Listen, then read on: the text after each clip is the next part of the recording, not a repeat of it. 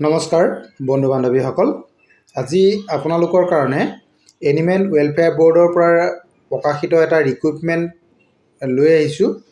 আপোনালোকে নিশ্চয় থাম্বনেইলটো দেখা পাইছেই যে এনিমেল ৱেলফেয়াৰ বৰ্ড ৰিক্ৰুইটমেণ্ট 2026 অৰ্থাৎ পশু কল্যাণ বৰ্ডৰ এটা নিযুক্তিৰ কাৰণে বিজ্ঞাপন প্ৰকাশ কৰিছে।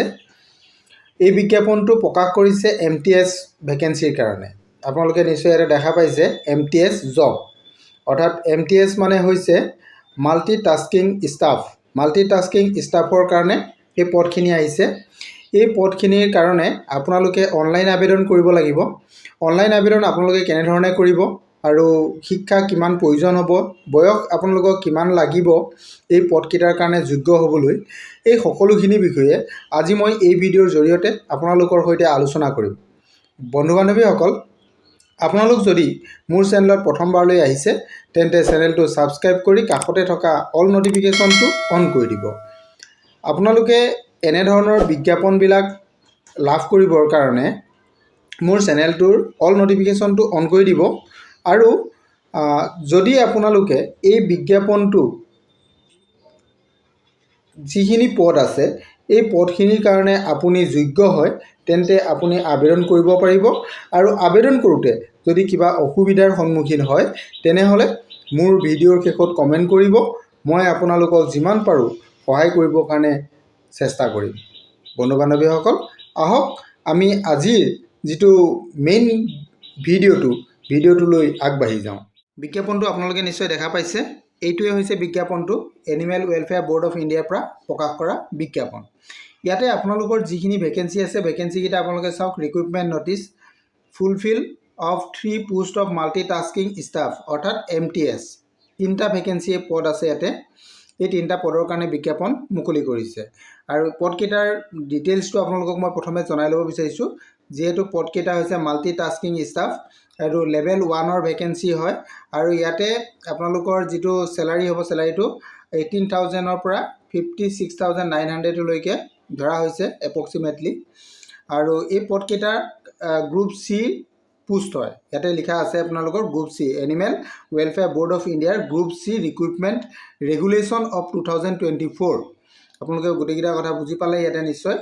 আৰু ইয়াতে মুঠ ভেকেঞ্চি আপোনালোকে যিহেতু 3টা পদ আছে, এইটো গভৰ্ণমেণ্ট অফ ইণ্ডিয়াৰ পৰা অহা এটা বিজ্ঞাপন হয়।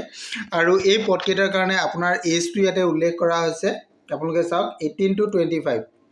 ইয়াতে লিখা আছে the age limit for the post is between 18 to 25 years as the close date of receive application.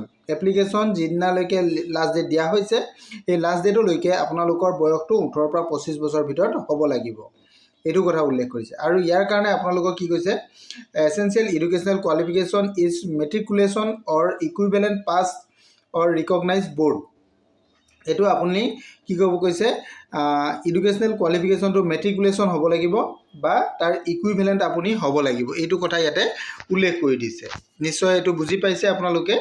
আৰু ইয়াৰ কাৰণে আপোনাৰ কপি আপুনি গাঁঠি দিব লাগিব along with the self attested copy of certificate support of age. বয়সৰ কাৰণে ছাপোৰ্ট কৰাকৈ আপুনি এই ডকুমেণ্টছটো লগত গাঁঠি দিব লাগিব। আৰু এই এডভাৰটাইজমেণ্টটো ইয়াতে উল্লেখ হৈছে লাষ্ট ডেট কেতিয়া হ'ব। লাষ্ট ডেটটো আপোনালোকৰ 16 ডেজ দিয়া হৈছে। এডভাৰটাইজমেণ্টটো ওলোৱাৰ পৰা 60 দিনৰ ভিতৰত আপোনাৰ লাষ্ট ডেট পৰা হৈছে। এতিয়া কথা হ'ল কি, এডভাৰটাইজমেণ্টটো কেতিয়া প্ৰকাশ কৰিছে। আপোনালোকে যদি এডভাৰটাইজমেণ্টটো কেতিয়া প্ৰকাশ কৰিছে চাই, তেতিয়াহ'লে মই ইয়াতে আপোনালোকক ডেটটো, এডভাৰটাইজমেণ্টৰ ডেটটো আপোনালোকক দেখাব লাগিব। ডেটটো আপোনালোকে ইয়াতে চাব, মই দেখাই দিম। এডভাৰটাইজমেণ্টৰ ডেটটো ইয়াতে উল্লেখ কৰা নাই। এইটো মাৰ্চ মাহত প্ৰকাশ কৰা হয়। মাৰ্চ মাহৰ 18 তাৰিখে এই বিজ্ঞাপনটো আহিছে। আপোনালোকক মই ডিটেইলছ দেখাব পৰা নাই, ইয়াতে তাৰিখটো যিহেতু উল্লেখ নাই বিজ্ঞাপনটোত। মই আপোনালোকৰ অফিচিয়েল ৱেবছাইটত গৈ আপোনালোকক দেখাম, আপোনালোকে নিজে হ'লেও চাই ল'ব পাৰিব। অফিচিয়েল ৱেবছাইটটো এইটো অফিচিয়েল ৱেবছাইট awi.gov.in। এইটো হৈছে এনিমেল ৱেলফেয়াৰ বৰ্ড অফ ইণ্ডিয়াৰ অফিচিয়েল গভৰ্ণমেণ্ট ছাইট। ইয়াতে গৈ আপুনি চাই ল'ব পাৰিব। আৰু ইয়াৰ বিষয়ে সবিশেষ গোটেই কথাখিনি এই বিজ্ঞাপনটোত উল্লেখ আছেই, আপোনালোকে জানিব পাৰিব। এতিয়া মাল্টিটাস্কিং ষ্টাফৰ কাৰণে এপ্লিকেশ্যন ফৰ্মেটটো আপোনালোকক ইয়াতে দিয়া হৈছে, আপোনালোকে চাব পাৰিব। প্ৰথমতে আপোনাৰ নাম্বাৰ 1 দিছে নেম অফ দ্য কেণ্ডিডেট এইটো ব্লক কেপিটেল লেটাৰত দিব লাগিব। নাম্বাৰ 2 ফাদাৰ্ছ অৰ্থাৎ দেউতাক বা স্বামীৰ নাম দিব গৈছে, ফাদাৰ্ছ এণ্ড হাজবেণ্ড নেম।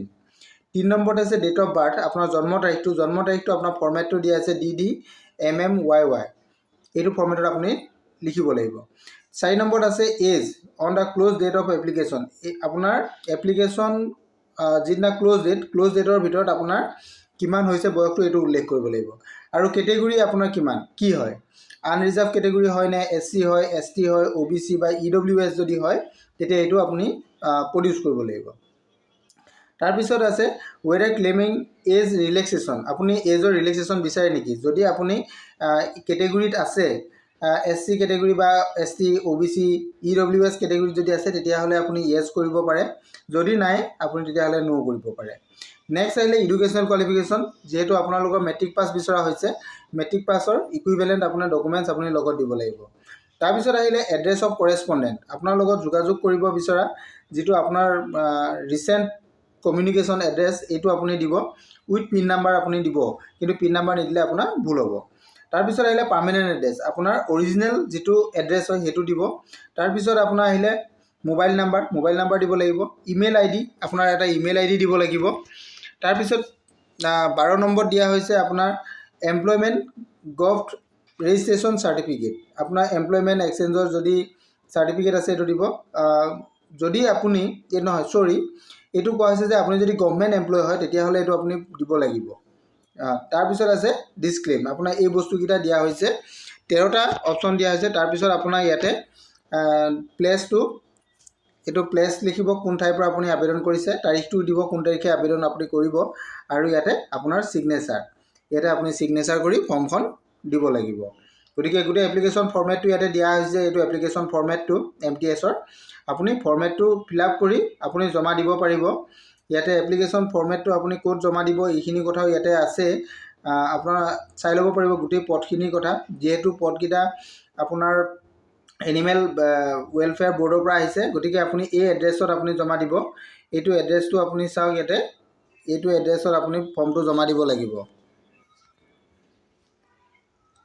এইটো এড্ৰেছটো আপোনাৰ নিশ্চয় দেখিছে, এই এড্ৰেছত আপুনি ফৰ্ম জমা দিব লাগিব।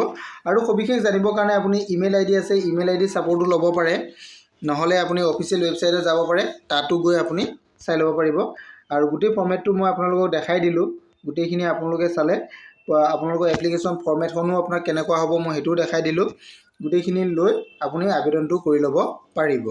আজিলৈ ইমানেই, থেংক ইউ।